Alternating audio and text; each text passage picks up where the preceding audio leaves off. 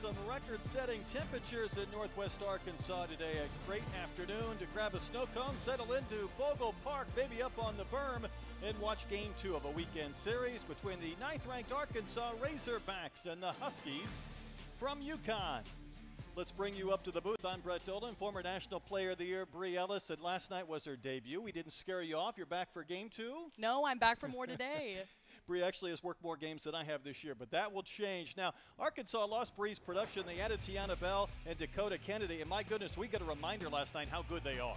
Fourth inning, Tiana Bell unloads on a pitch in the inside half of the plate, keeps it fair just enough for it to land in the parking lot so we can see that awesome home run dance. Dakota Kennedy, third inning, stays loose, drives a pitch over the center field wall for a home run. And then in the sixth inning, she just misses her second home run of the game, but ends up turning her burners on to leg out a triple off the wall. Yeah, 3 hits, just missed the cycle. It was fun to watch Dakota Kennedy. And really, Bree, as we take a look at their numbers, how about a couple of home runs, 6 runs batted in for that dynamic duo?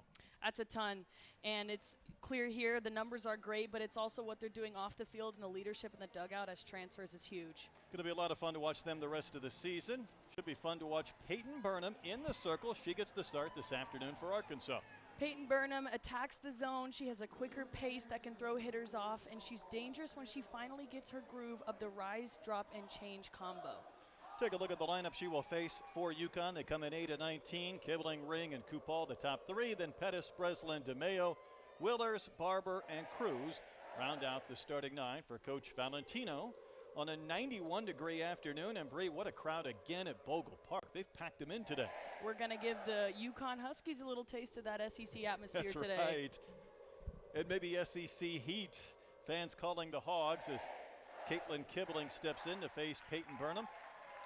I think we enter this weekend not expecting to see Robin Herron. A little bit of a pain management issue after appearing in one game at Alabama. So a little different look to the rotation. Burnham start today, and she begins with strike 1. Kibling got a hit, drove in a run yesterday. Part of a 12-4 Arkansas win. Kind of felt like a couple of games within a game between Arkansas jumping out and then UConn trying to come back. Yeah, Brett, there was a lot happening in that game, and we didn't know if it was going to end or keep going towards the end. There was a lot of funky situations that happened, but we ended up ending in the 6th. Yeah, there was a little bit of funk last night, to say the least, as Kibling waves and misses. Always a little bit unusual for Arkansas to step out of SEC competition, and always a little bit strange to schedule as well, but UConn happy to be here and then getting a taste of Arkansas, and that's going to be strike 3. Kibling did offer, so Burnham begins the game with the strikeout.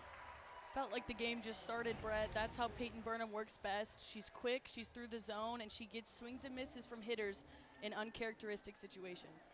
I don't know if hitters necessarily mind it when a pitcher works fast, but when you're down 0-2, 1-2, it does kind of stink at some point. It's quick. You can't really think as much, and you got to work more on your toes.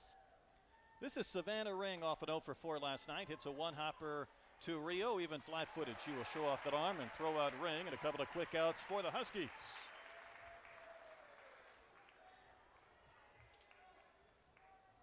It's a UConn team hitting .265. Couple of players hitting over 300. Coming off their fantastic season a year ago, and yesterday scored a couple of runs in the 3rd, couple of runs in the 6th, and Kupal was part of that. Got a hit, scored a run.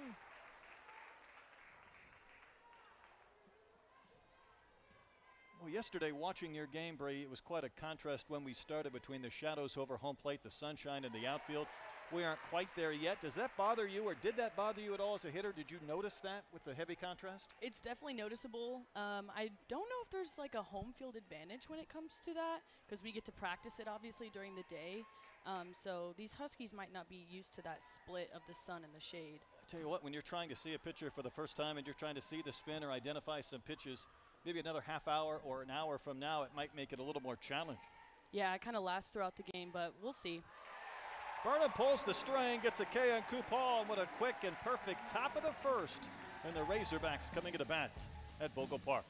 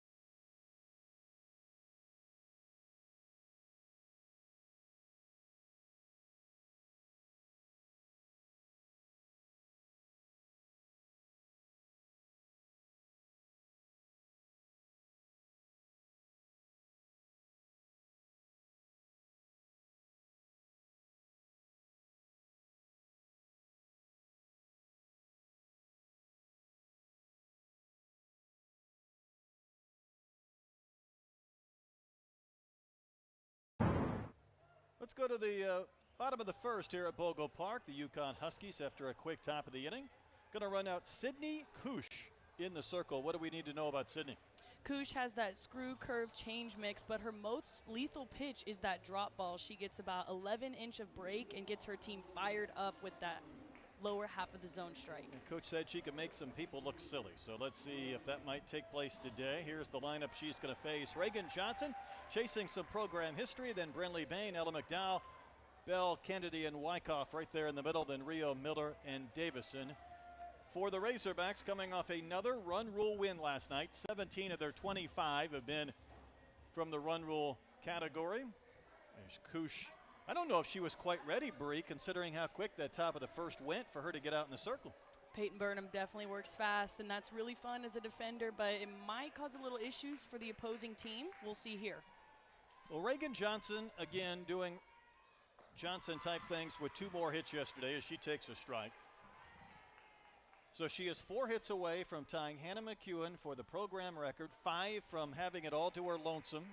And you see her numbers on the air at a 393 clip. She's a little bit closer to history as she rockets one into left center. She's going to try and take 2. She'll slide in like a blur. What a hustle double from Reagan Johnson on career hit number 258. Reagan Johnson able to square up that ball on contact, and right off the bat, it almost felt like she was going for that double. She's so fast, it was in shallow outfield, but still was able to get 2 bases out of it. I think even on a scouting report, you know she might take an extra base, but that just had a couple of bounces in front of Kibling, and all of a sudden you look up, and she's at second base. That's probably one of those things she's looking for out of the box as a base runner. She's just so fast. And it brings up Brinley Bain, the DP. That one just about grazed her hip. I've been a really big fan of Brinley Bain, especially yesterday. She was having such mature at-bats, even though she is a freshman. This is her first year in the SEC. She's just fouling off pitchers' pitches until she gets what she wants and really works that count. It has been really impressive to watch. And Courtney Deifel at the beginning of the year, she told us she's a professional hitter. And I think it was a couple of weeks ago, she said, I told you guys so. I told you that she does not look like a freshman. And what she added is that she will learn by watching the hitters in front of her. And a lot of freshmen don't do that. They're concerned about a million other things, but clearly she's thinking at a different level than most 18-year-olds do. Yeah, that's part of that maturity aspect that you'll see in Brinley Bain. Making adjustments off the hitters before her is crucial in the lineup, especially as a number 2 hole hitter as a freshman, being able to adjust to the zone. Whenever you reach base in your first 24 games with a hit or a walk, you know you're off to a good start. And then she's found her way up to the 2 hole, and Coach Deifel said that's a product of her getting on base. Absolutely. The walk numbers will speak for itself. An on-base percentage of .574, and she'll swing 3-1 and tap 1 foul. Love Coach Deifel said, confidence comes from knowing you're prepared. And we've heard that she is the hardest worker on this team. So she steps in that box, pretty good understanding of what she wants to do. And she's taken the count full against Kush. And smokes one fair down the line and right and into the corner. Johnson will score easily. Brinley Bain in standing at second base with a run-scoring double, and the Hogs lead 1-0. That's exactly what I meant out of Brinley Bain when I said she loves to work the count. She fouls off pitchers' pitches. She fouled off that changeup the pitch before, just kind of getting rid of a waste pitch, and then hammers this one down the right field line, able to score Johnson at second and then end up on second base herself. You know from where the first baseman Kupal is standing, for a ball to get by her where she can't dive, that thing is tagged. It's absolutely roped. Brinley's way too young to know about Johnny Unitas with the high-top black shoes, but she's sporting those out there. They make you look a little bit slower, but I guess when you hit the ball hard enough, it doesn't matter. It doesn't matter. I think they look cool on her. I don't know. And she looks like an athlete out there. Yeah, she looks like Peyton Manning, Johnny Unitas back in the day with those black cleats. Meanwhile, Ella McDowell at the plate. Ella hitting at a .419 clip, 8 homers and 38 runs batted in. 2 more hits yesterday, 3 more runs scored. Bree, she's taken that next step. I know she wanted more power, probably more RBIs, and she has delivered. I think it has to do with that focus on getting on base for her team rather than trying to hit the ball as far as she can. And so you'll see a lot of like singles hit here and there by Ella, but don't be surprised when she powers that thing over the wall into the parking lot.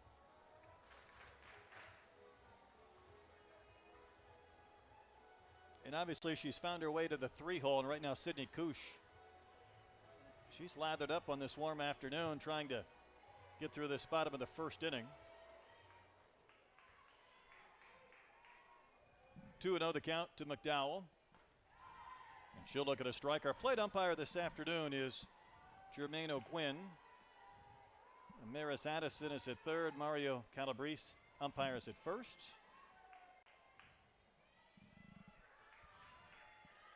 Run home for the Razorbacks and looking for more. It's a really good pitch on the outside corner.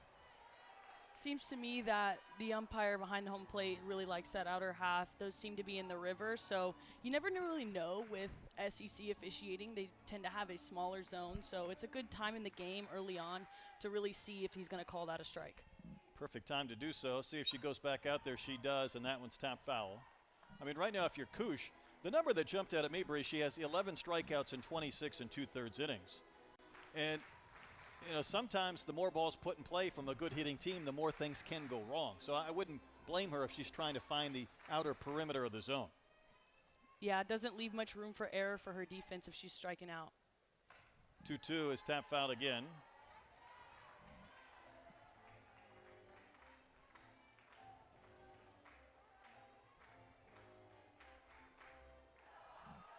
Double from Johnson, an RBI double from Bain.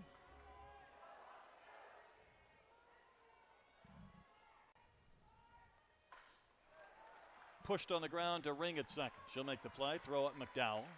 Bain will advance to third, and the Huskies get the first out. That's a big out for Kush and the Huskies, being able to not necessarily fool Ella on the changeup on the outer half, but enough to get her to keep it in the infield and keep the runner at third base. See if the Huskies might get a little bit daring as far as drifting the infield in. The concern is Tiana Bell hit some rockets, and those numbers on the year. How about 10 homers, 34 knocked in. Homered yesterday to the parking lot after a few pitches prior, hitting one in that vicinity but foul. And she said after the game she was sitting on that same pitch. She was fouling off as many as she could to get back to that same pitch with the attempts to keep it fair, and she did it. And that's just when experience comes into play, and as a senior, those are the things you learn throughout your years. We've all been around some hitters that might hit one foul, and you're like, well, that was it. That was my chance. I missed the pitch to hit. And she just calmly worked her way back into the sequence until she could unload.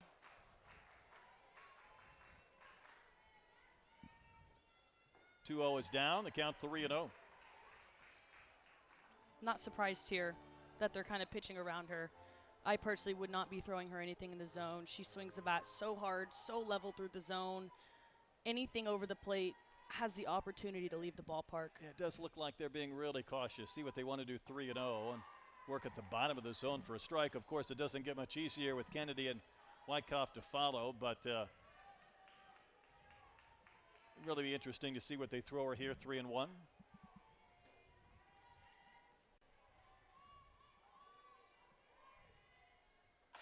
Hard hit, base hit, 2-0 Razorbacks as Bell sends one out into left center, and Arkansas with a 2-0 advantage. Sometimes you just got to do enough to get the job done, and that's exactly what Bell does here.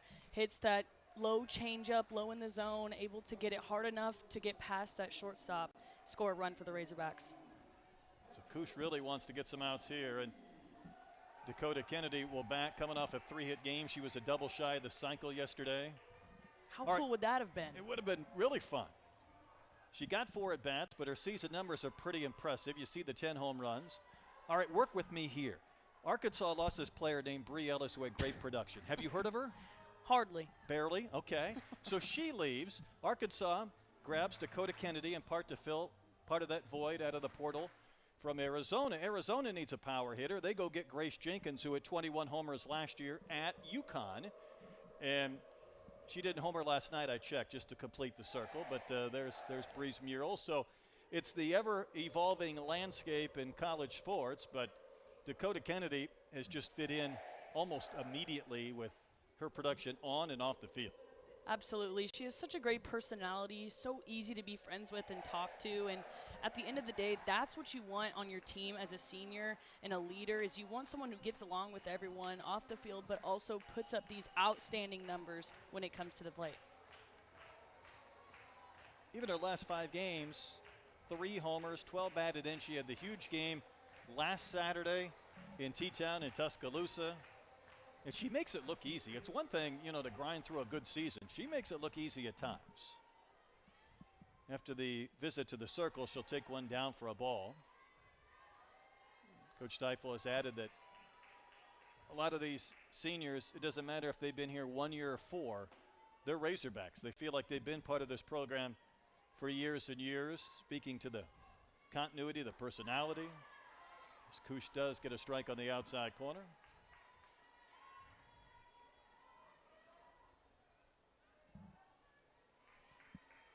Two runs home, 1 out in the inning.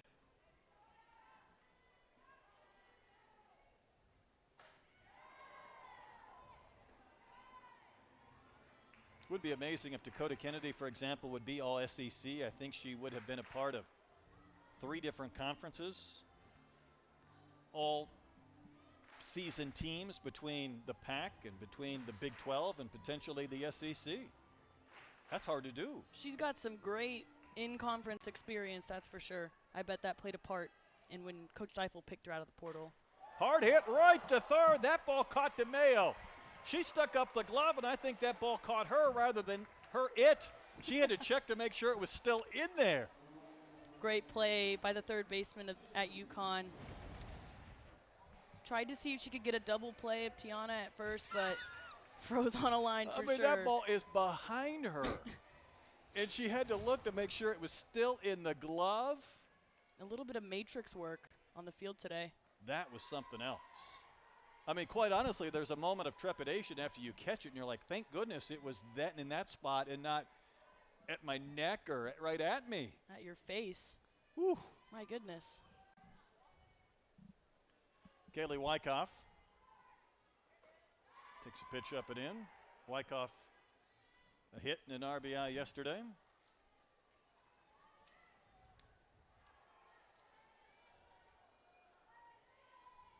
Arkansas 12 runs on 14 hits, finished the game off in 6 innings. Another run rule. So counting the 2 runs today, Arkansas has outscored its opponents 271 to 70. That's a lot of runs. A lot of runs, Brett. And a big disparity, too. I guess that would speak to all the run rules. And this team has played a lot fewer innings than others because of that. As Wyckoff takes a strike over the inside corner. This offense 1 through 9. You know, you can always expect maybe 2 or 3 hitters to really be tearing it up. Maybe a couple kind of fighting it at times over the course of a season, riding that roller coaster. But right now, Arkansas is getting pretty good production up and down, and Wyckoff will walk. I think that's really important for Coach Steifel and her Razorbacks to have, because I feel like in years past there's been a lot of power hitters, and if the power hitters weren't able to hit the pitching that day, they would be kind of out of luck. So now you have a more dynamic lineup, 1 through 9, able to get on in multiple ways all throughout the field, makes for a better hitting experience. And Rio's an example of one of those. She's not going to hit a ton of home runs, but here she is hitting a .348. She'd be hitting differently than 7th in a lot of teams' lineups around the country. 2 hits, 2 runs batted in yesterday for Italian.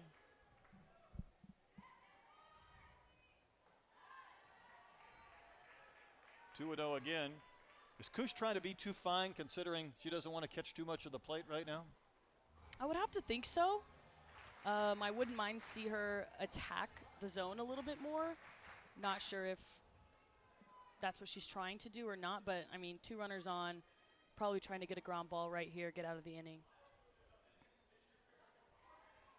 Even with 2 runs scoring, still very much in it, but an extra base hit here, or A longer inning makes that challenge more difficult. Big pitch, 2-0 to Rio. That one got her. So the bases will be loaded for Kennedy Miller. That one didn't even hurt. You wouldn't even know it out of Italia. She's very calm, very poised, always kind of keeps the same look on her face. You wouldn't know if it drilled her at 80 miles an hour. That's a good point. She's just happy to get to first. I joked with Ella that on that left side of the diamond you have one that never talks and one that always talks, and they kind of balance each other out just a bit. Here's Kennedy Miller. And Koosh does catch the inside corner at the top of the zone to jump ahead of Miller.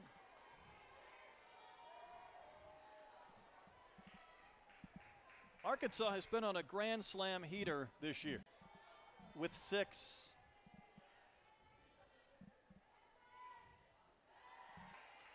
Ella McDowell had slams in back-to-back games. Tiana Bell as well. Well, the opportunity has presented itself for Kennedy Miller. Hitting a Grand Slam is hard, Brett, because too many things involved. So many ducks on the pond for you. You want to get the job done, but you really got to stay within yourself, not do too much.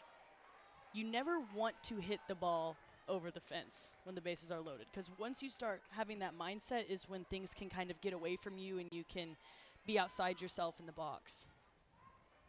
And Koosh has worked ahead after falling behind the last couple of hitters. That's a chopper up the middle, and it's into center, and 2 more runs are going to score. So Miller with 2 outs and 2 strikes took your advice, Bree. She didn't try to do too much, put it in play, and drives home Bell and Wyckoff. Great piece of hitting by Kennedy Miller to just square up that changeup over the plate. She made that adjustment from the previous pitch that she swung and missed on, and like I said, Brett, not trying to do too much when the bases are loaded. Got a single up the middle, scored 2 runs for the Razorbacks. That ball came off the bat. I was thinking there would be a play, but it went by the circle. Ring was playing far away from the bag and unable to get it. And Carly Davison is the 9th batter this inning, and skies one to right, and Breslin there. She will make the catch, and Arkansas plates 4. Busy first for the Hogs, and a 4-0 Razorback advantage.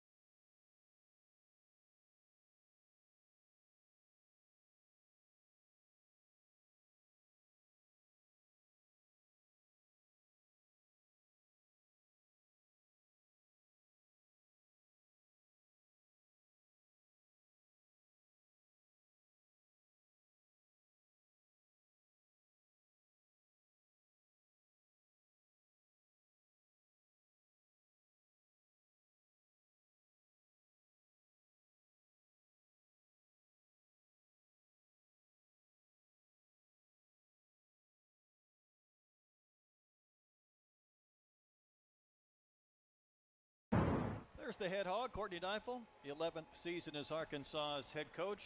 Again, has this team inside the top 10 in all the various polls around the country, off to a 25-4 start, 3-3 in league play. And for UConn, Coach Laura Valentino, 7th year as the head coach. She was a lot of fun to talk to. I think the best thing we get to do is visit with coaches. And she talks about how she wants her team to play hard, work hard, and compete. It looks a little different, Bree, a lineup from a year ago. They had more power, they had some more thump. But I bet this team really enjoys playing for her and her staff. And that's a little soft pop-up that Rio will track down off the bat of Pettis, who homered last night. Big out for Peyton Burnham and the Hogs, and Italia Rijo, she's going to get that ball every time. But I want to point out the sun right in her face. in that play right there, and she's able to stay in it, catch the ball, get an out for Peyton. Yeah, she made that quick. So that's 4 outs on 10 pitches for Burnham. This is Breslin. Takes one upstairs. Breslin a year ago had 16 homers and 51 knocked in. Bree, she had 36 RBIs during conference-only games. She's had some RBIs this year as well, maybe not the average or home runs. And, you know, it's hard to have a really big year. It's hard to have back-to-back good years, and she might be going through just a little bit of that right now. Absolutely, because once you do have your big breakout year, that means your name is highlighted in the lineup when the coaches see it. So they might approach you differently than they did last year. They might watch a little bit more film on you, maybe tell their pitchers, hey, we want to work her differently than what it says on the scouting report, stuff like that. Coach Deifel talked to us a lot this week about analytics as Breslin waves and misses. There's no secrets with the computers. They know the hot maps and the cold maps and where you hit it and where pitches in the zone you do damage with and where you don't. Really, there is too much information out there, in my opinion. Spoken like a hitter who doesn't like it. There's a ground ball to Rio, and she shows off that arm and throws out Breslin, and there's 2 outs. Sometimes it can be difficult, especially for newcomers to college, and deciding what works for you because there is so much information out there. And some hitters like to just go off what they see on film. Some like to see where they attack first pitch, 3-0 count, what's their strikeout pitch. So it depends on player to player. Kaylee DeMeo will foul one out of play.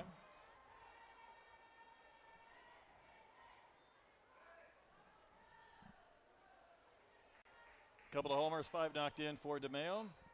Grounds 1 to third. McDowell's got it. 17 pitches, 6 outs for Peyton Burnham. And it's 4-0 Razorbacks. Mic'd Up Monday's awesome to give the fans an inside look. We got one game left. We need to show that we're the most excited to play. We have some really great minds, and we have some really big personalities. Let's go! Let's go!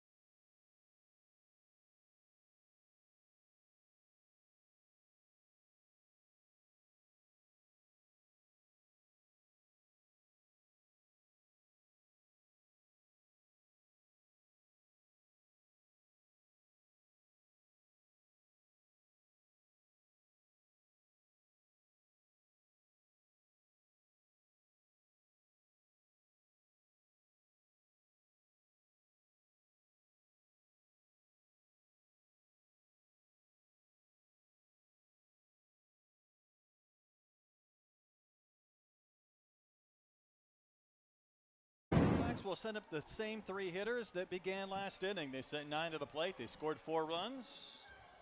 Reagan Johnson with the double. You see her batting average has jumped up to a nice round number, 400. On base percentage better than 500. Bree, what would this mean for Johnson to get this all-time hits record and pass Hannah McEwen? That means her name is forever cemented in the record books until the next one comes on, I guess.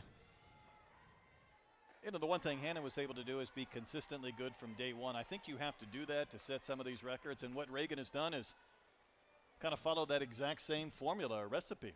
Absolutely. You can't wait until sophomore year to start hitting the ball for this to happen. No, you cannot. 3 away from Hannah. I think she'd also like to do it at home when you have an opportunity to maybe be recognized by the home fans. And I think as much as we like to say players, they don't know the numbers or the hits, I bet she knows exactly. And if she doesn't, Mom does. I guarantee you that.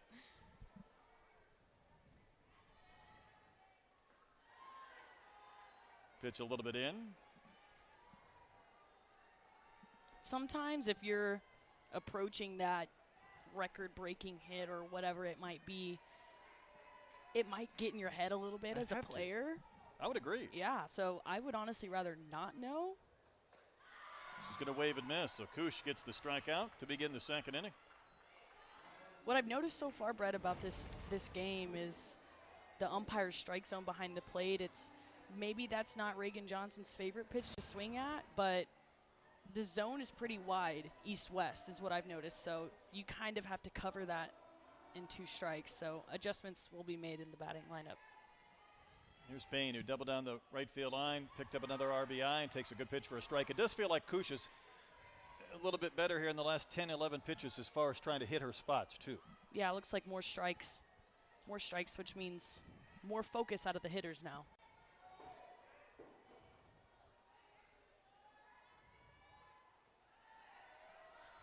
One thing about Kush, though, one of the top starters on this UConn team.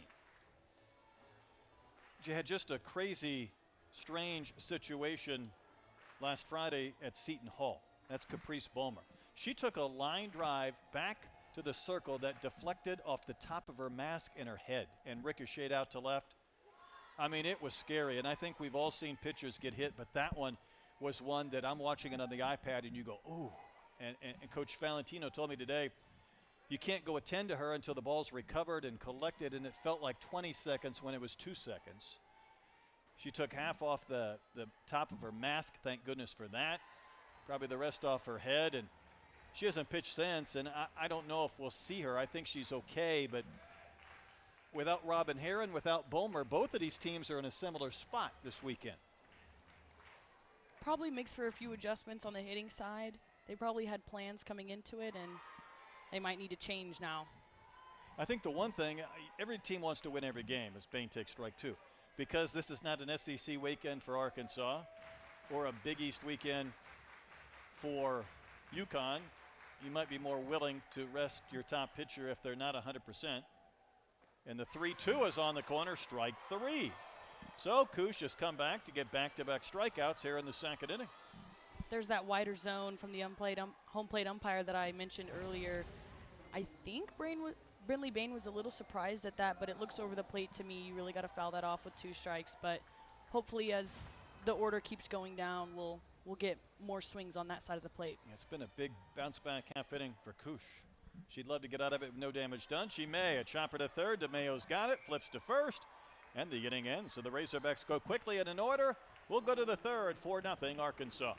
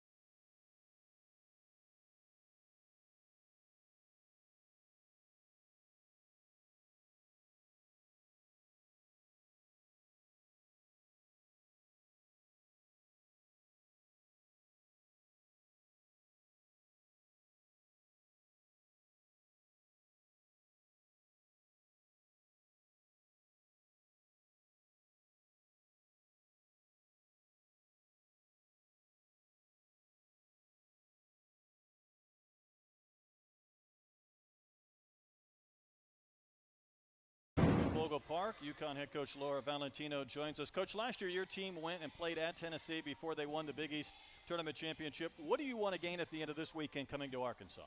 Hey, what better way to come into a great ballpark and play a great team, right? It's a great atmosphere. Look at this place. It's awesome. So we're grateful for the opportunity to be here, and we're preparing to be a championship team consistently. So this is the atmosphere we want to be in.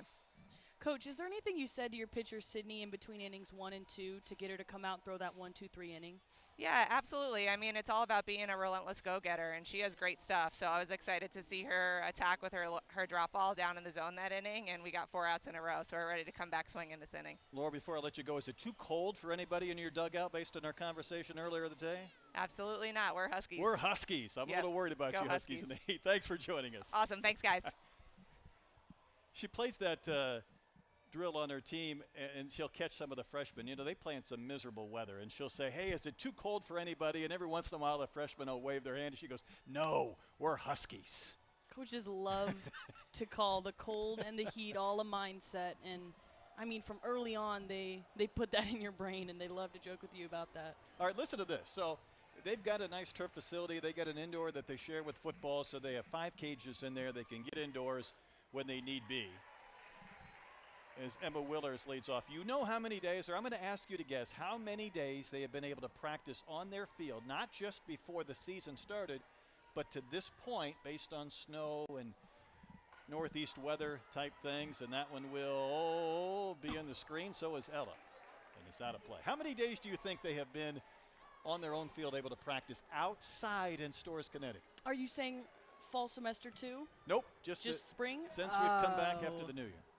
Got to be 0. 1. Wow. 1 day they've been outside. I said, you mean before the season started? She goes, no. Wow. It's a chopper up the middle. Rio navigates the base, throws out Willers. And that's 7 up and 7 down. Let's go back to this pop-up. Ella McDowell is somewhat fearless, but this was interesting, Bree. Yeah, see how the coaches are pulling the net back, trying to help her make that play. Because once the ball touches the net, it's dead. So they're trying to pull that net back, keep that thing in play, and Ella just going all out, literally. Yeah, she was, you know, you do know, unlike maybe 5 years ago with that net there, that, you know, there will be some type of cushy little landing, but you might also get stuck in the thing. You never know. You really never know. And there's also a metal line over where the taller poles meet, and you can get your hand stuck in there. Like we've done it. Nice. They've done it all at practice, I'm sure. Heidi Barber, the catcher, takes one down and out, 2-1. I did like that conversation, though, with Coach Valentino. I mean, last night didn't go their way. They're trailing 4-0 today, but, you know, softball's about experiences, too. Why not come here and play in front of 9,000-10,000 for the weekend? Absolutely, and softball is one of those sports at any given day, any time, anybody can beat anybody. I mean, it doesn't matter what your record is, what conference you're in. It just matters, like, how you're doing that day. And send foul down the line and left. I think these foul balls are giving us the longest inning we've seen There's from no Peyton doubt. this game. She had 2 perfect innings on 17 pitches in the first and the second.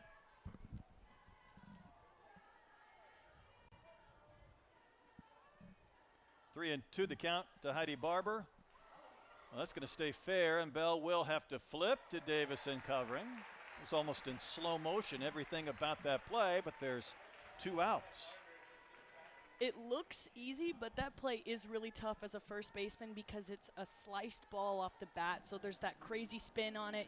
You never know if it's going to hit a rock and bounce up in your face, go foul. It almost looked like it was going foul, but then went fair, so kudos to Bell for staying on that and Did getting you think the she out. was going to try and stand in front of the runner and make the tag rather than the flip? I don't think so because it looked like the runner was behind her by the time it got to her. That's how slow that ball was rolling. It was slow.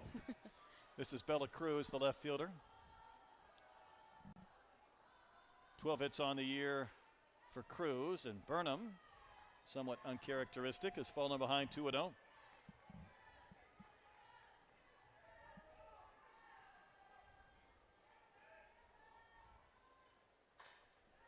Is poked out to left, and Kennedy was played perfectly. 9 up, 9 down for Peyton Burnham. Good start for her and the Razorbacks. We'll visit with Coach Deifel when you come back.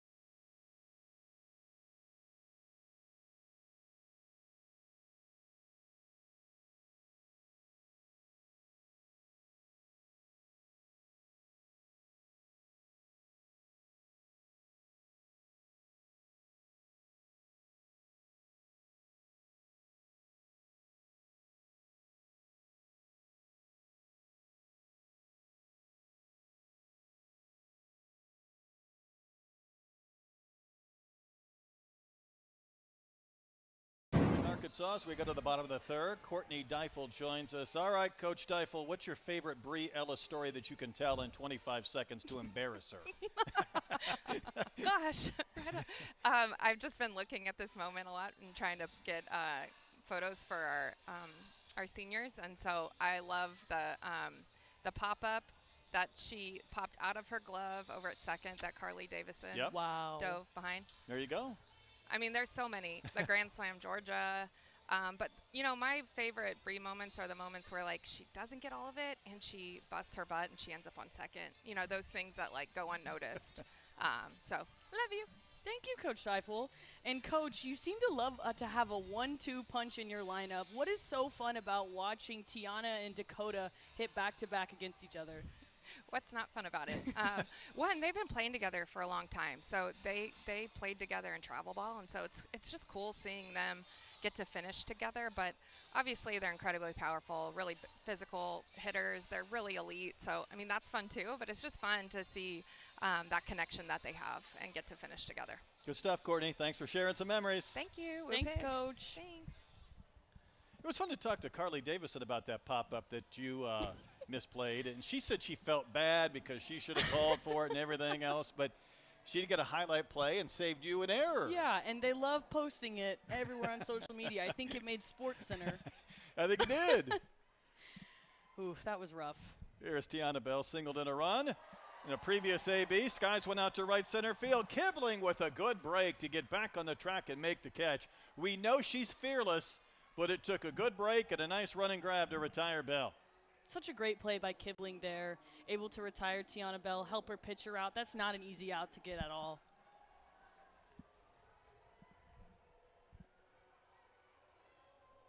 Well, a center fielder who can track down some fly balls, and we saw it last night. We've seen a lot of it, really important. And here's Kennedy, who hit a liner to third that somehow DeMayo caught head high back in the first. That's one of those at-bats where you can't really be mad about getting out. You hit it just about as hard as you can, and if they make a great play, they make a great play. Got to tip your hat. Not sure she could have hit it much harder. 2-0 the count to Dakota Kennedy.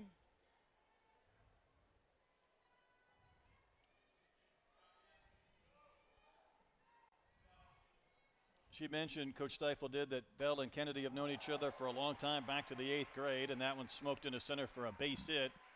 Tiana actually was hosted by Dakota in Tucson when she was making her rounds, and then Dakota went in the portal. She came here to Arkansas after Tiana. Tiana said, "Oh, you're going to like it." And then finally Tiana got a text from Dakota that just said, "Woo pig." And maybe that's like white smoke coming up through the Vatican or something. That was all she needed to know, that she was going to be a Razorback. Wyckoff shoots one out to left field. Cruz back. She'll gather it in, and there's 2 outs. There's something fun about playing together your last year with somebody you were playing travel ball with at the 8th grade, halfway across the country, and kind of sharing this experience together. Yeah, those memories you make at that young age in travel ball, that's really what you remember throughout your collegiate career. And so being able to finish out together, I'm sure they're more than happy. Rio was hit by a pitch back in the first. Taps one softly foul.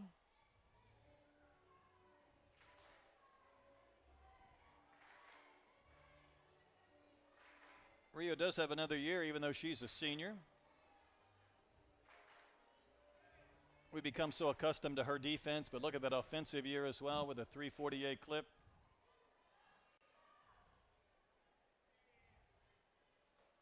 Ella McDowell has told a story about how maybe during fall ball in a scrimmage where there's a play in the hole and Italia comes up to throw and everybody goes, "You've been hosed," with that arm Yes. of Italia Rio. She's got some great strength in that arm of hers.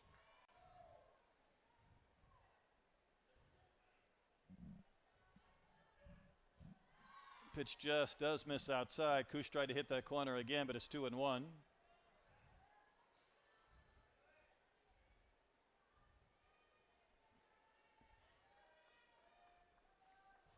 Approaching 60 pitches, trying to get through the bottom of the third. Put up back-to-back scoreless innings. Well, Kennedy was off with that pitch, and it wasn't handled cleanly by Barber, so that's stolen base number 6 for Dakota. Well, she was picking him up and putting him down yesterday on that triple, too. She looks like she's not even trying when she's running, is the craziest part. When I was watching the replay, it looks like she's jogging, but she's able to get hit off the wall that goes right into the glove and get 3 bases out of it. I am jealous, really. Yeah, she has those big strides, and she gets moving. Just an athlete. Coach Steifel loves to get athletes. Rio will walk, so a couple of runners on for the Razorbacks.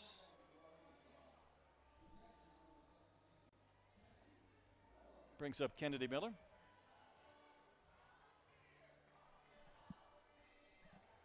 Kennedy had a 2-out, 2-strike, 2-run single up the middle in the first. Really kind of a big portion of this game because it turned a 2-0 Arkansas lead into 4-0.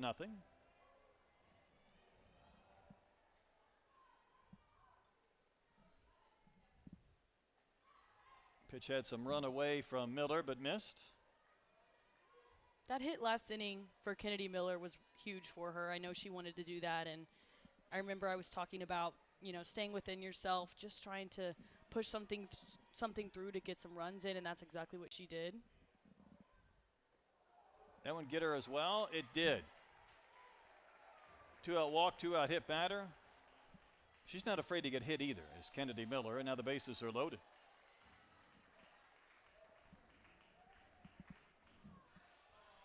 Kush had a chance maybe to cruise through this third, but all of a sudden, bases are loaded for Carly Davison. Flew out to right her only time in. She was a little late on that first pitch of her last at-bat, so I'm hoping she knows the adjustment she needs to make here. She's ready on time, this 0-0 count. Looking for something hard that she's able to do damage with and being on time for it.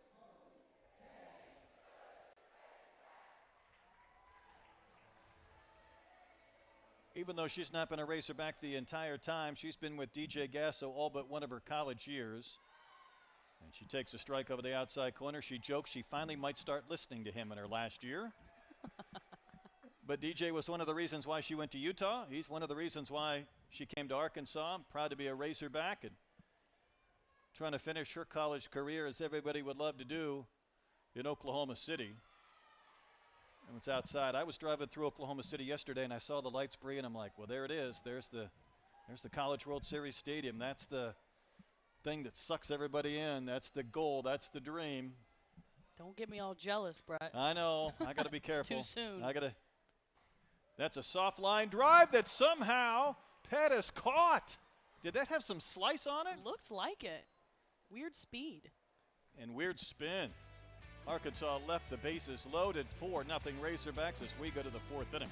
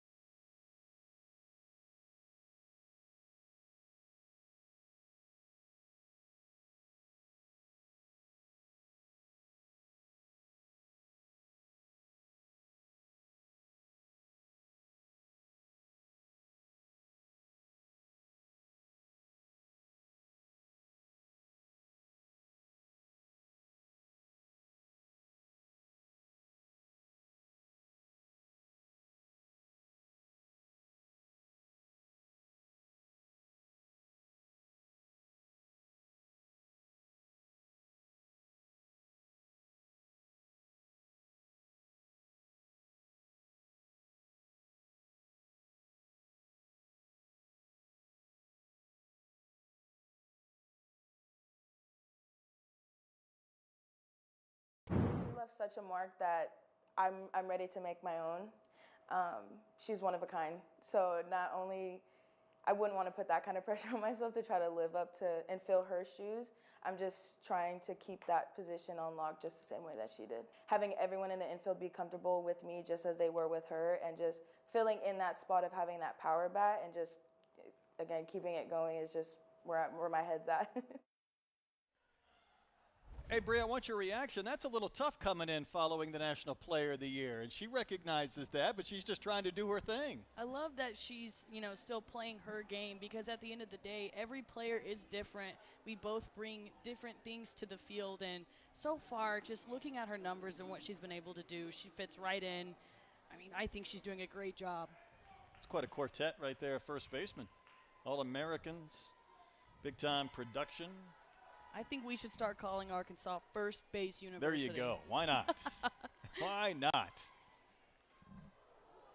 Oh, no. Kibling. Well, Kennedy Miller getting a high five from our plate umpire. Let's see this again. Well, that's She not caught what it. you want to do as No. a catcher. She was trying to protect him, though, so he didn't wear one in the mask. Good for her. Good for her. She wants to keep him on her side. I don't blame her at all. Kibling struck out to begin things. Did she offer? Yes, she did.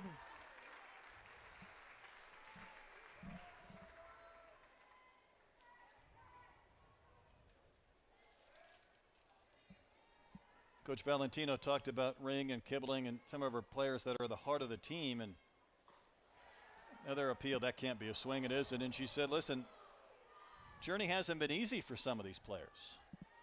I think sometimes you have a special story when, you've ridden that roller coaster a little bit and you come out on the other side all the better for it.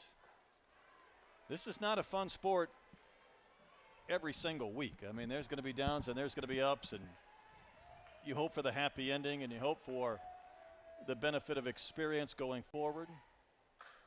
That one's ripped to right. Hit. Wow, this one's got a chance, and it'll fly out of here. A home run from Kibling. Great job by Kaylin Kibling, able to notice that changeup out of Peyton Burnham's hand and kind of ride with the pitch a little bit. She sinks into her front leg, allowing the ball, giving it time to travel and reach her bat just enough to get that over the wall. First base runner, first hit, first run, all in one fell swoop. Perfect game, no hitter shutout. Why don't you go out and kind of hook this one, send it out of here. Very level swing. That's what you want to do with a changeup. You don't want to try and lift it out. Savannah Ring takes a strike. It kind of finishes the thought what Coach Valentino was talking about with her experienced players. She said maybe a collective slow start, but we have pride in swinging to do damage, swing at strikes, and try and compete. Rio will make that look easy as she retires Ring, and there's one gone. But you go back to the line drive Davison hit to the shortstop Pettis, and had some funny spin to it. Pettis caught it to keep it from being a 5-0 game, maybe a 6-0 game.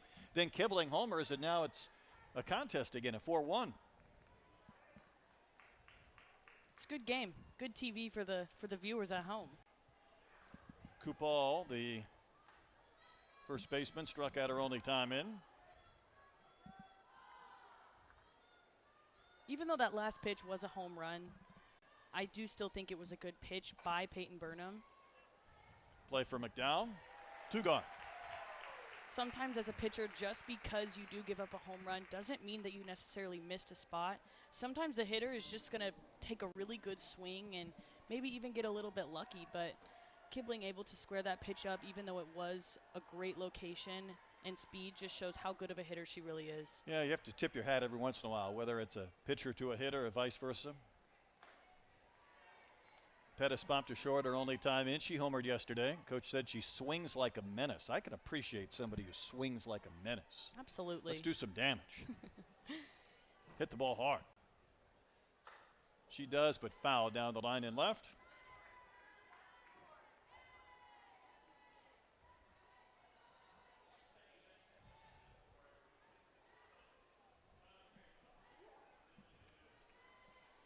Another great crowd here at Bogle Park. They've been packing the fans in this weekend. We've finally gotten away from winter. What I found out yesterday watching Bree's opening telecast is I thought she was kind of a closet Hannah Montana fan, and then by the end of the game I realized, nope, Sweet Nibbler, she is a full-fledged Hannah Montana fan. Of course, my sister Emily Ellis raised me right, and she raised me on Hannah Montana, and we love Miley Cyrus in this house. That's a wave and a miss. Pettis will go down on strikes. My daughter's 3 years younger than you, so I've seen a few of those on rerun over and over and over. 4-1 Arkansas in front. Hey, sports fans, the ESPN app has all of ESPN all in one place. Visit activate.espn.com to see if you have ESPN Unlimited as part of your TV package for no additional cost. It's all of ESPN all in one place. Sign up or activate now.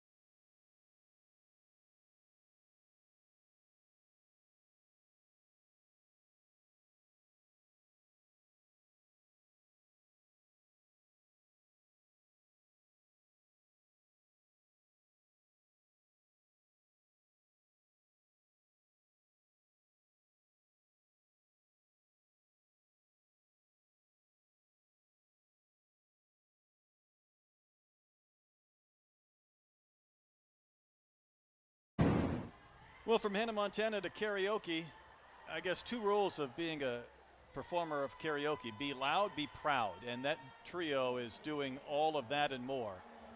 As we go to the bottom of the 4th inning, 4-1 Arkansas. Your karaoke go-to, is there one?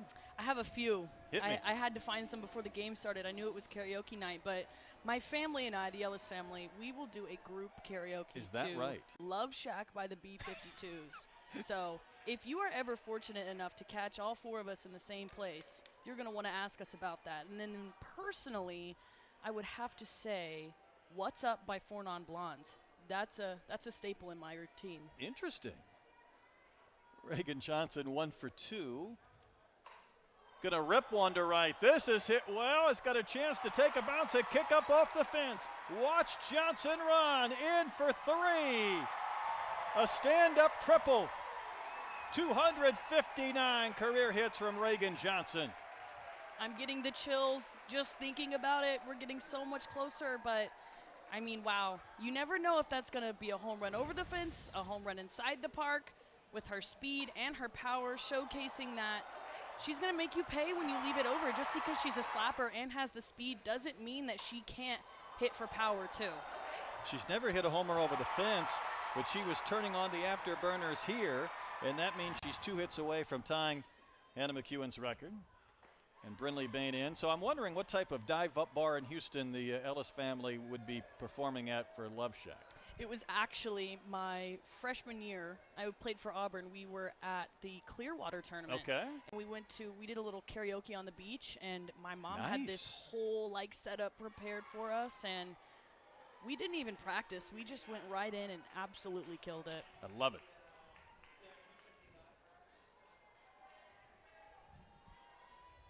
I think I might have to go Rick Springfield's Jessie's Girl. And I know that's probably way before your time. And that's a pretty good stop from Barber. 1-2 to Brinley Bain. I would like to add, because I feel like she would want me to, Reagan Johnson has had a home run over the fence, but it was in fall. So it technically doesn't count. Yeah, we can't count that. We can't count that, but I know she would want me to let everyone know that she has Understood. Bain will wave and miss. Kush gets a big strikeout to keep Johnson in third with now 1 out. Kind of uncharacteristic by Brinley Bain here. Going out of the zone to go get a ball. Usually she'll take that for a strike or maybe foul it off, but great pitch. Harder or easier to see now that that pitcher will finish with her feet almost in the shadows and the ball coming out of sunshine to McDowell? I feel like at this part of the game, you kind of forget about it. You forget it's even a problem. But in practice, when they're intentionally making it harder for the players, specifically Coach Michael, he'll laugh if he hears that. But it can be a problem. It's one of those things, it's only a big deal if you make it a big deal. So he kind of teaches us to be comfortable with that. And same thing with like sun balls, and he'll intentionally have us catching ridiculous or have them catch ridiculous sun balls in practice. I've heard stories of such. Very much. 2-0 pitch is up and out, 3-0.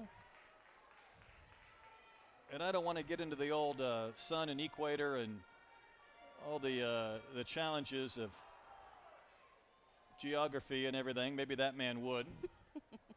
He's got his serious face on now. Pretty good pitch to McDowell for a strike. I came out here for a fall game and, you know, watching the shadows when the sun's in a little different spot. And I got a picture of Cam Harrison standing there, and the shadow, she's standing in her own shadow. She's casting a shadow that's in front of the plate. That's got to be some kind of distraction for sure. Pop up, and Cruz will come in to make the catch, and then she'll fire a strike to home. So all of a sudden, Kush, after giving up a leadoff triple, has left Johnson stationed there with a strikeout and a shallow fly out from McDowell. That's exactly what Kush wants out of the at-bat versus McDowell. Ella's a very great hitter, a very consistent hitter, so if you're able to get her to pop up something like that on a pitch in the zone, that's a win for you. This would be a huge pick-me-up for the Huskies if they can retire Tiana Bell, who singled in a run and flied out to center. Bell's RBI are 35th of the year. I think Kush is getting a little more comfortable working on or off that outside corner, trying to get maybe this Razorbacks team's aggressiveness to work against them. Looks like a little bit of baiting we have going on here. Kind of playing with the plate, with the umpire's zone, seeing what she can get called for a strike, seeing what she can get a swing on. 0-1 is smoked into left for a base hit past DeMayo. Johnson will score, and Arkansas gets that run back. It's a 5-1 game. Second RBI of the contest for Bell, and the exit velocity on that one was loud.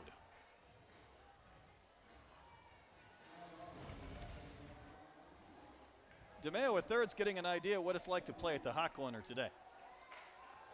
Absolutely, and Tiana Bell does a great job of sinking into her front leg, letting that changeup get into her zone a little bit to be able to square it up and hit it as hard as she did. Approaching 80 pitches is Kush, and she fades one down and out to Kennedy, who was both singled and hit a rocket 2-3 that was caught by DeMayo.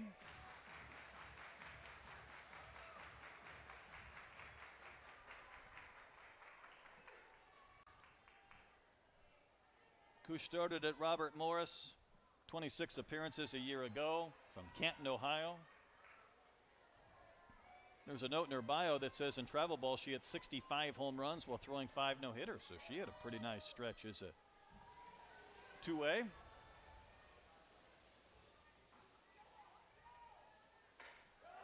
That one is hit well to center, but maybe off the end of the bat, and Kibling will glide over and make the catch and retire Kennedy. Arkansas gets a run back. We played 4 innings, 4-run Hog lead.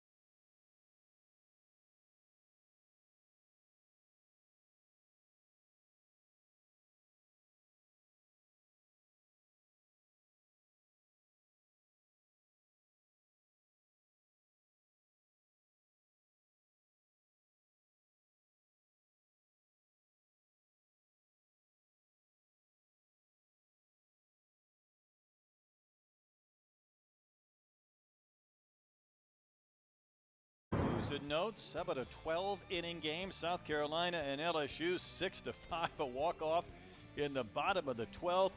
Tennessee and Florida had a fight 2-1. Falls with the win. Alabama had to outlast Missouri. That was a game that finished at 2-1. What catches your attention on that graphic, or maybe even through a couple of weeks of SEC play around this tough league? I would have to say, other than the long 12-inning game, I would say Sage Marjetko out of Tennessee holding off a great Florida lineup offensively and doing a great job in partial absence of Carlin Pickens. Yeah, that's one of the stories, there's no doubt, in this SEC. I think Tennessee's done a great job, their pitching staff, and having her back. It's got to feel good knowing that you can be gone and they can still hold that #1 spot. Yeah, huge for them because, you know, you think of some of the star power in this league, and in your absence and some of the others that have moved on, she's at the very top, or she's near the top. Breslin bounced to shorter, only time in. Good pitch from Burnham for a strike.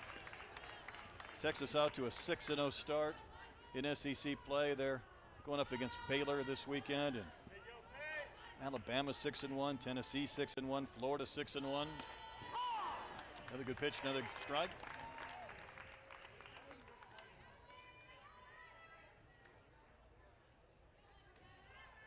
But so much left in this conference schedule, there's no doubt.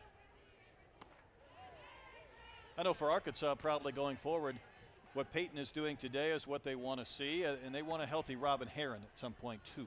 Absolutely. She's a leader on and off the field, commands the mound, great pitcher all around, and you have Peyton rocking and rolling like this, it's going to be a good duo for sure. There's Robin. Apparently, Coach Steifel said that when she left the game, a little bit of a pain issue last week, that her mom said, that was a quick hook. Her mom is really funny. Burnham will get there, field and flip. Retire Breslin for the first out.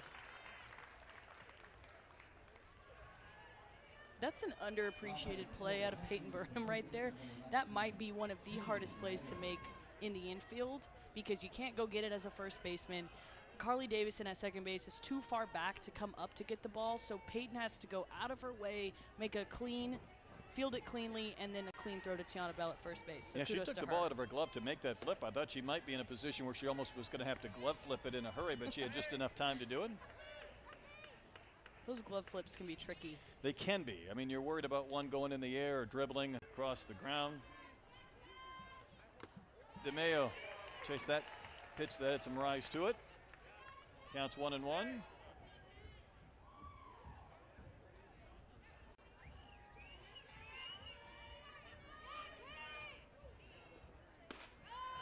Pops another one up in the zone and misses. That glove is loud today. I would say so. Sounds like she's popping it. Maybe the crowd just subdued with the heat here at Bogle Park. You get a nice tan out there on the berm. Why not? I mean, it's 92. I think it was 97 when I was in Oklahoma City yesterday, and I kept checking my calendar to make sure it wasn't May. That's a wave and a miss. DeMeo down on strikes. I mean, we're used to Houston heat, but I don't know if the Northwest Arkansas folks are for March. See this one again. Boy, that was nasty. Just filth out of Peyton Burnham right now. Love to see it. 4 strikeouts. Brings up Willers, the DP. She bounced to shorter, only time in. Soft pop-up. A little bit of room for Miller. She'll make the catch. Another quick and efficient and perfect inning for Peyton Burnham. We hit at the bottom of the 5th. Hogs up 5-1.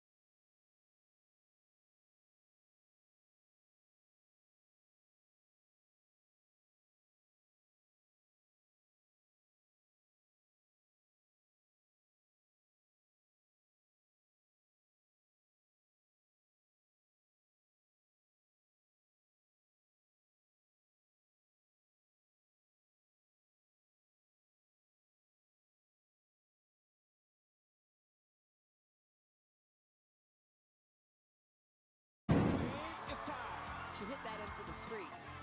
Taking Devon, he has fanned a dozen. A two-homer inning for Kendall Wells.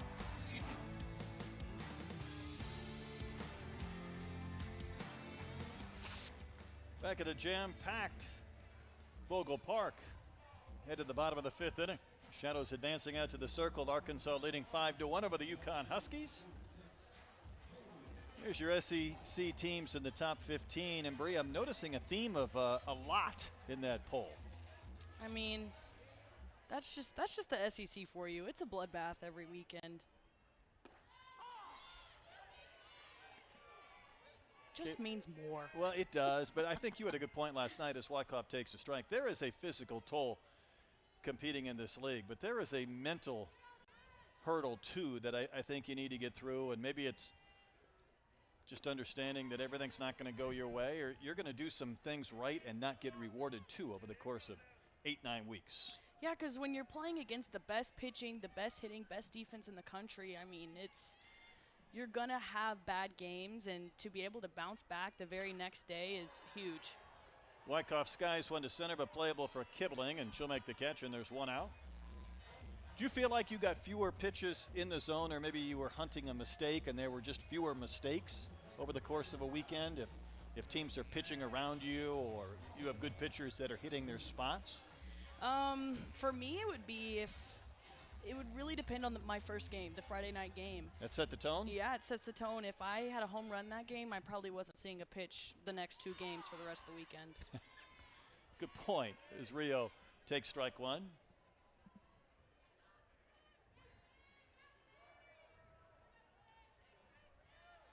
Talia's been hit by a pitch and she's walked.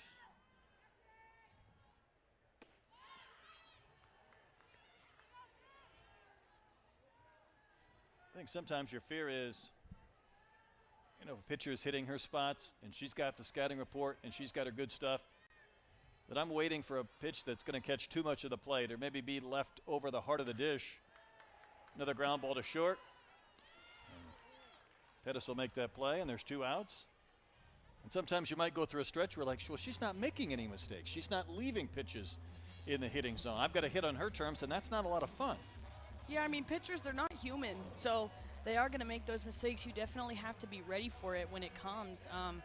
And, in the SEC, greatest conference in the country, not too many of those, honestly. Pitch is down to Kennedy Miller.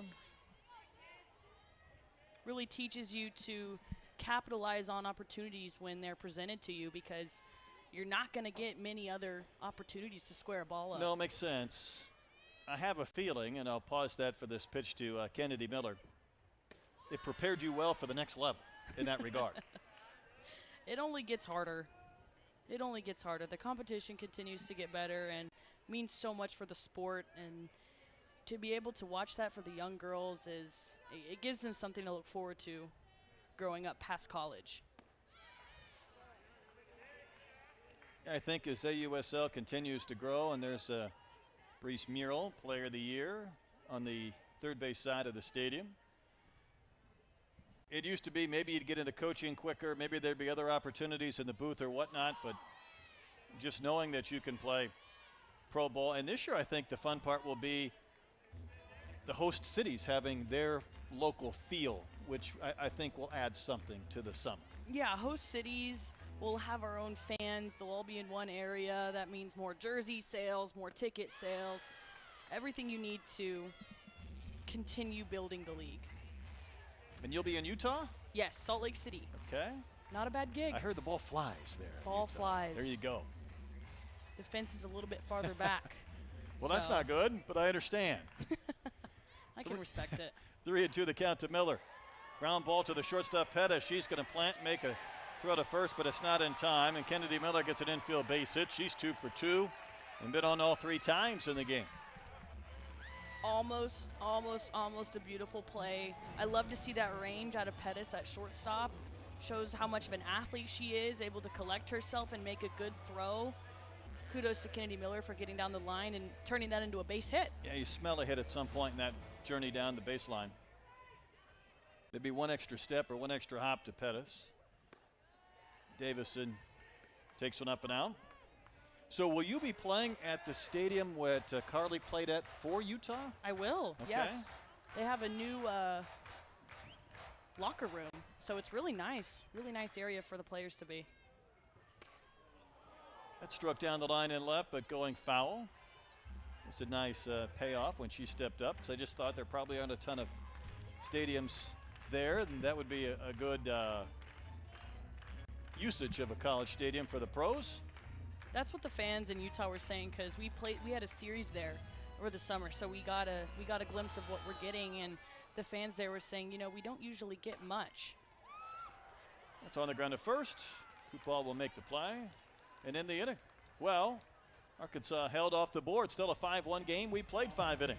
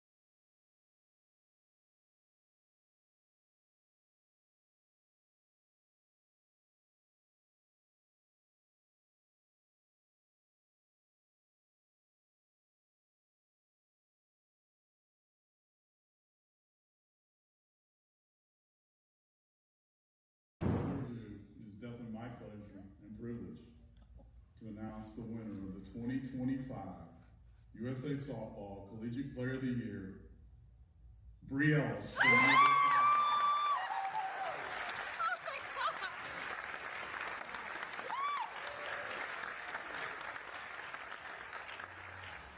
I tell you what, watching that video, that made me nervous. I don't know if I'd want a camera on my face that moment before.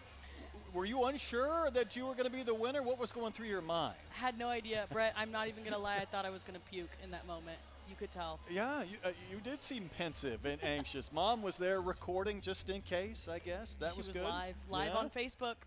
But what a great moment, no doubt, I'm sure. Of course. Can't beat that. Where's the trophy? In my closet, actually. Not much space in my apartment. It's huge. It's like this big. So I've seen Kevin Kopp's trophy, and it takes 3 people to lift it. His Golden Spikes winner. Every college football weekend, I work a game with a Heisman Trophy winner, and he's in Miami, and occasionally during hurricanes, I'll say, well, what do you do with it when you evacuate? Do you take it with? Do you leave it at home in case a hurricane knocks everything down?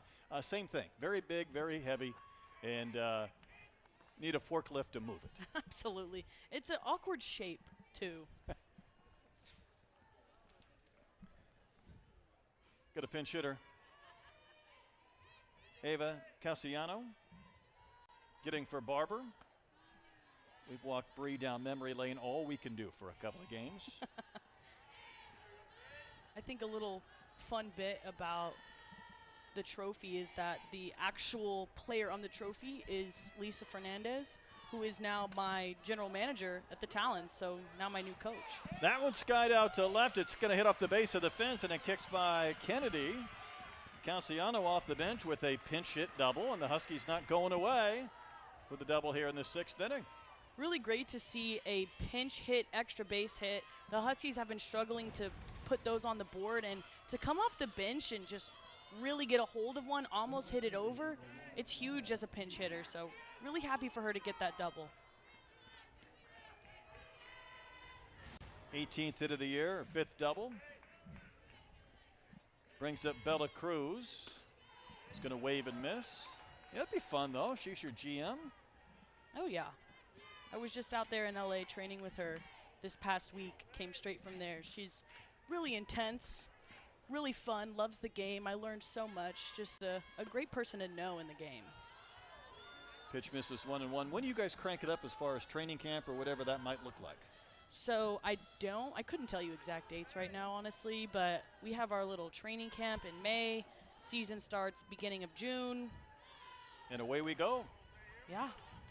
obviously after the World Series. No doubt. 2-1 the count. I'm excited, part-time Texan, to see a team in Round Rock. Oh, yeah. Great turnout. I think they had an event last year, or one of those, I don't know if we call it a tournament or a pod, as Cruz takes a strike.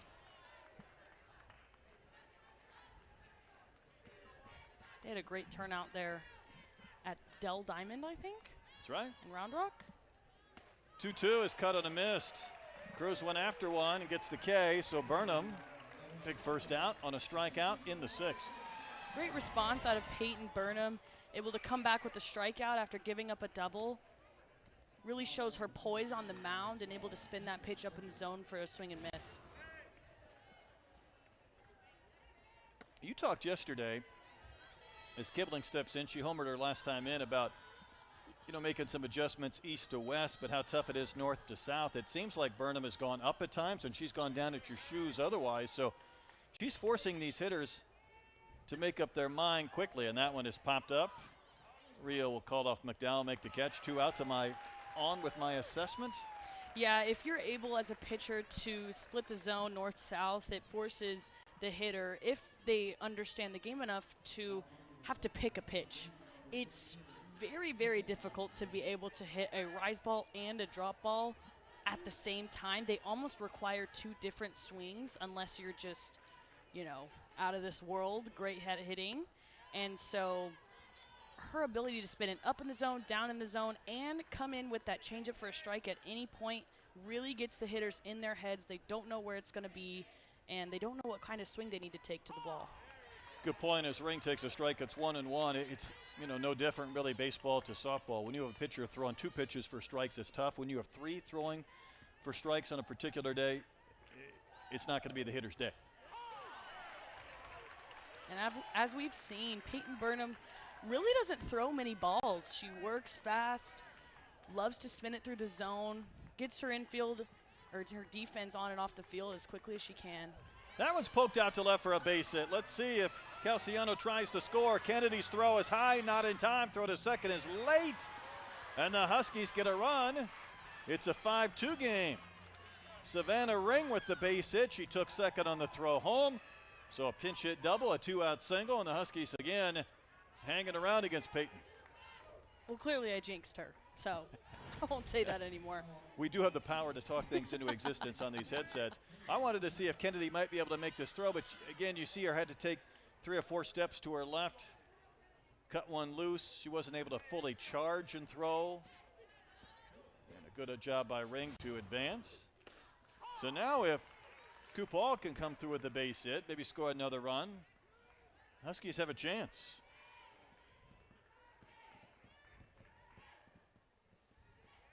Again, this team's offense looks a little bit different than last year from that Big East championship and the regional.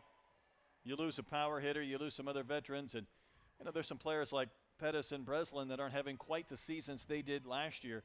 But I think the goal, of course, is to keep this team charging towards the postseason. As we saw Coach Valentino, I think she's got her Husky earrings in, by the way. We might have to see if I'm right, but she wants this series to benefit her team come tournament time.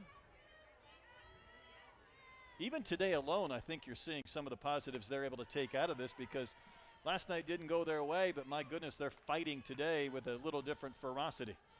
Something was definitely said in that after-game meeting by Coach Valentino that really got her team together, more prepared for this game, it seems, than yesterday's game.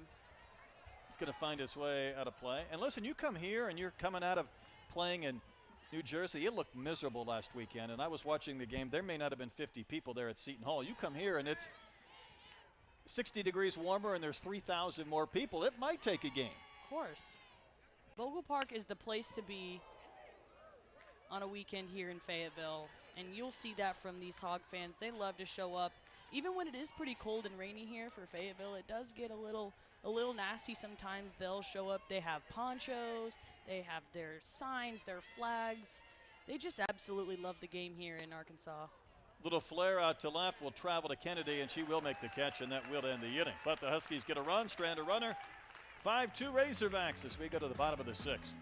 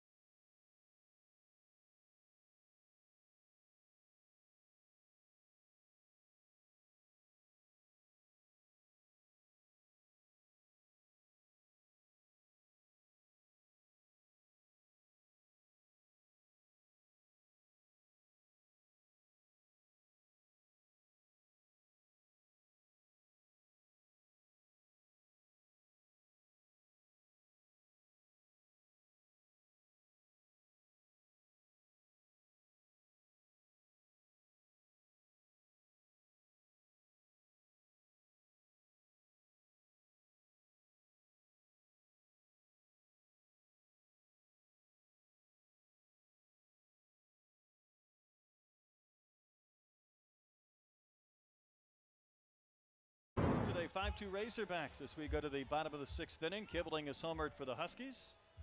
Arkansas, despite those 8 hits, they haven't hit one over the fence yet today. A couple of homers yesterday. Meanwhile, it's the top of the lineup, and Reagan Johnson, she's added 2 more hits, so she's at 259. The record for Hannah McEwen is at 261. So a base hit here would set her up for the possibility of getting that record maybe tomorrow.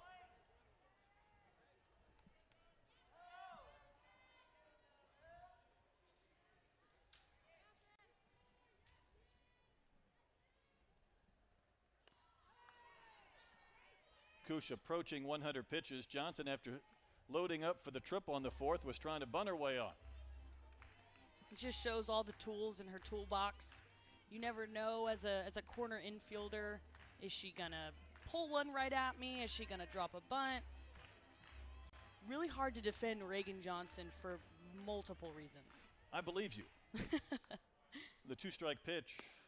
That's on the corner, strike 3. Kush hit her spot perfectly. So Johnson's won a couple of those battles, and Kush has struck her out 2 times. I think that's that drop ball that we were warned about by Coach Valentino. Agreed.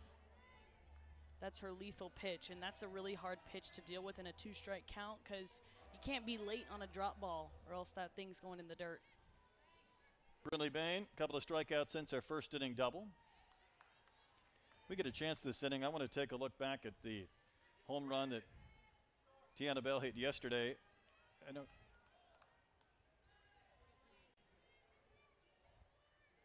I'm going to take advantage of talking power hitting with a power hitter.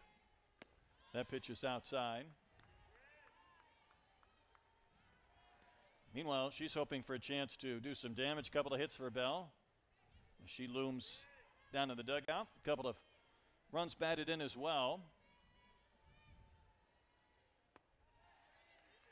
Kush now over 100 pitches.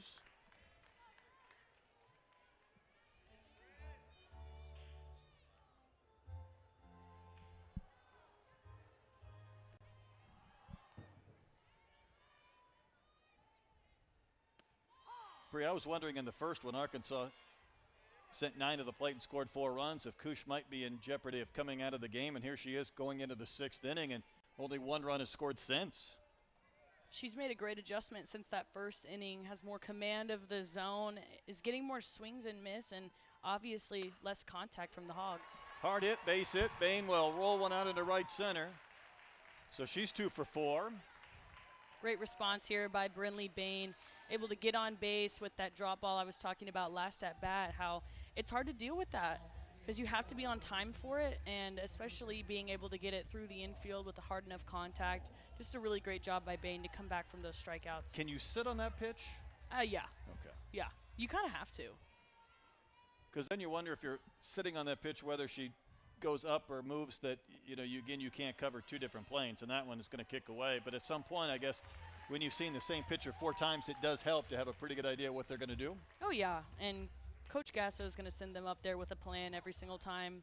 They're always going to be prepared, and every hitter should always have an approach where you're attacking a pitch in a game. So you don't want to have a pitch like, oh, maybe she's throwing a drop, maybe she's throwing a rise. Like, I'm going up to the plate thinking I'm hunting a drop ball, I'm attacking a drop ball, rather than I wonder what she's going to throw. We saw Coach Gasso a moment ago, and we've heard a lot about his scouting reports or his strategies going into games. How simple, how complicated would they be? Is it something as far as be aggressive early in the count, or is it much more nuanced based on the pitchers that you're facing that day? Definitely has to do with what pitcher we're facing, and it's tailored to each hitter. He does a great job of getting to know each player individually and kind of what they'd like to hear to get them in their groove. And so he definitely tailors his specific approach to each individual, but there is a team approach at the end of the day. Here's McDowell. Ella's 0 for 3. I know she'd like to participate in this 9-hit parade. Still over 400 on the year. I'd like to see Ella be on time for a hard pitch.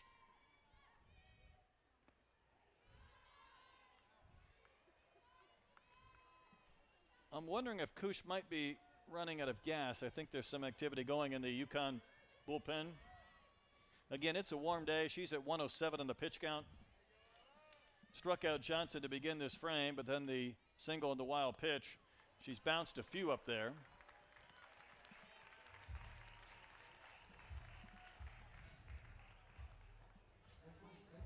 I'm sure she wants to keep going. She really seems to have found her groove in these later innings. But I mean, 108 pitches staring straight into the sun every single pitch. That's tough.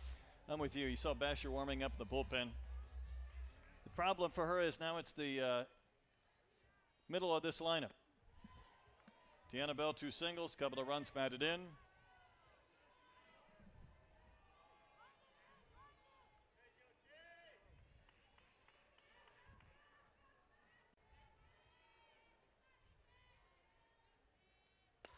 Pitch to hit, rocketed off the tip of the glove of Ring, and it's going to roll all the way to the fence. It'll score Bain. McDowell around third. She'll come to the plate and score standing. It's a 4 RBI game for Tiana Bell. Just a fantastic piece of hitting here by Tiana Bell. She knows that pitch is going to be on the outer half. She's hunting it, clearly looking for it, able to hit a line drive over second base's head. Just a great piece of hitting and great base running too by Ella McDowell, able to go all the way first to home. Because you see this ball go to the fence. This is going to be a single because of where the throw came in, and yet McDowell scored from first on said single. Thank goodness that second baseman did not catch that ball, because Ella McDowell would have been out at That's first. right. Would have been inning over.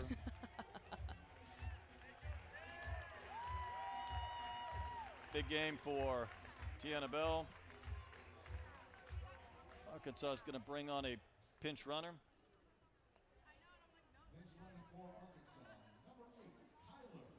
Kyler Del Duca will run. And Dakota Kennedy will bat.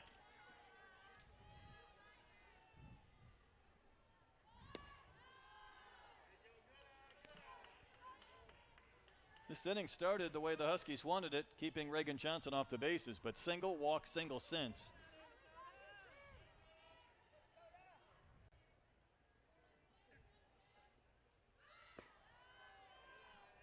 And again, Kush's had several that have kind of bounced in the dirt. She left one up against Tiana Bell, and Bell made her pay.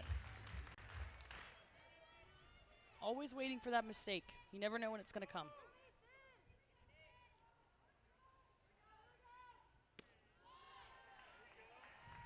I feel for Kush in this sense. What she was able to do from the second inning forward, I think, was really impressive. You hate to have the end of your outing obscured a bit when you're kind of trying to get to that finish line and you're close, but you've still got to get a couple of outs. And this Razorback team, there's no give. There's no aspect of this lineup that's going to take an at-bat or a half inning off.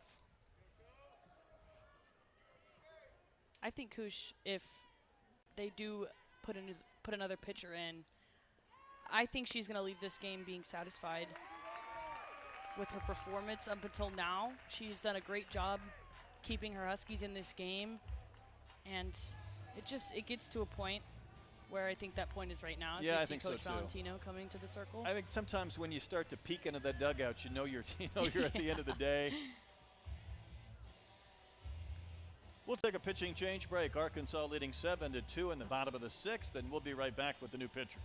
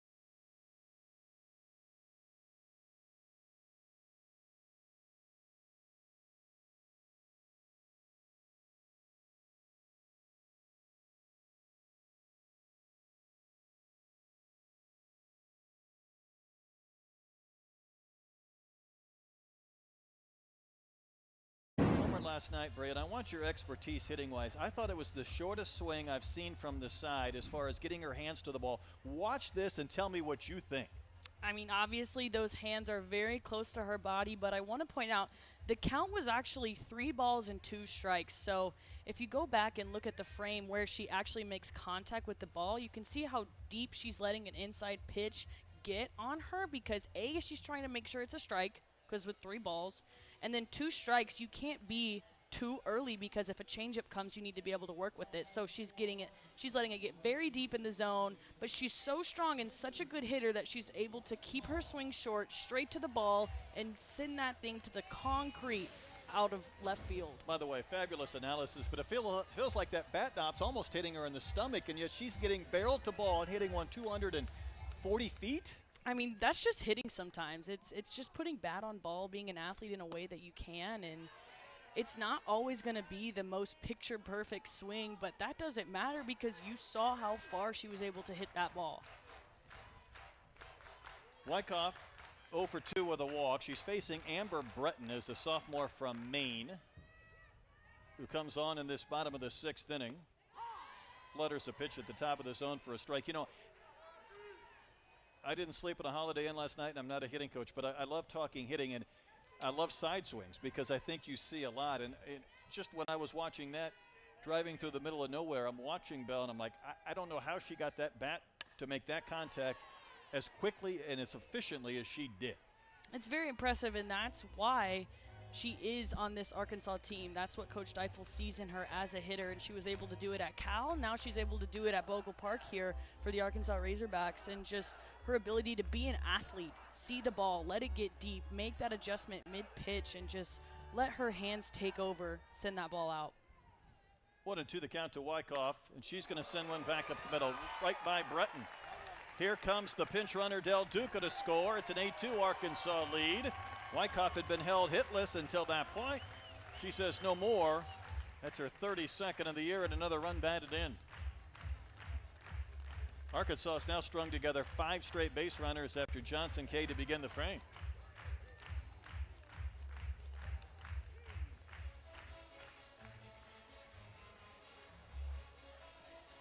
There's Sydney Koosh. Boy, that's a lot of work today. 114 pitches.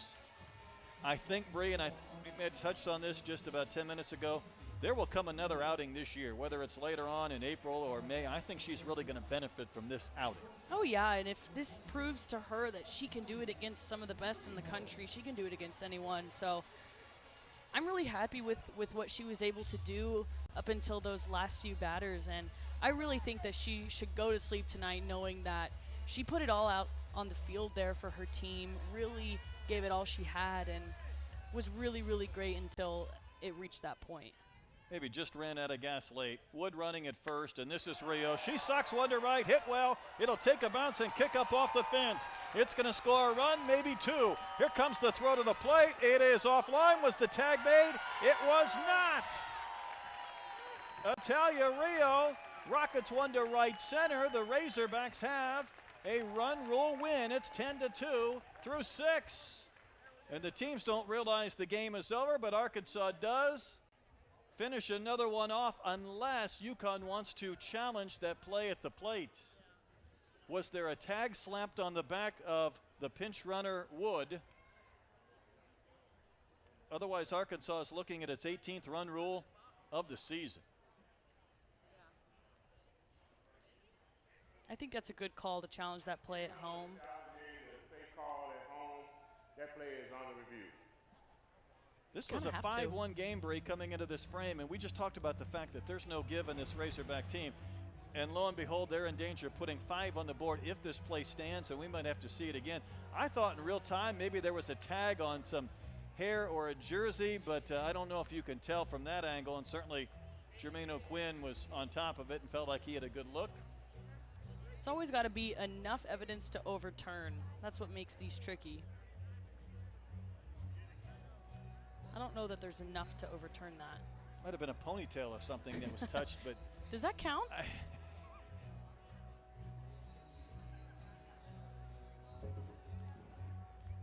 And again, I feel like that tag needs to be early in the sequence because would have to be right there with some hair, wouldn't it? If there's any touch whatsoever. I think it's going to stand. What do you? I agree. I agree. It's not enough to overturn, and honestly, I don't think she got her. I would say great slide, but was that a slide? She almost lost her helmet. It looked like it's coming over her chin. It's classic Casey Wood. And Arkansas has been the master of run rules. They aren't at their record just yet, but this would be number 18 if indeed it takes place.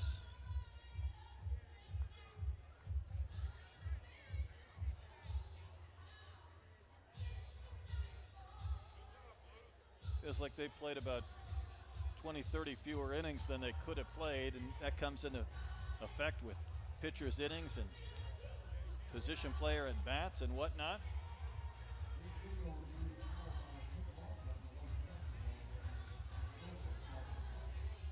Would you rather have a 5-inning game or one of those 12-inning games? Good point. Good question. You know, we'll talk more about this tomorrow, and you won't be here, but baseball was 17-0 in the 4th inning yesterday. Arkansas, no one wanted that either.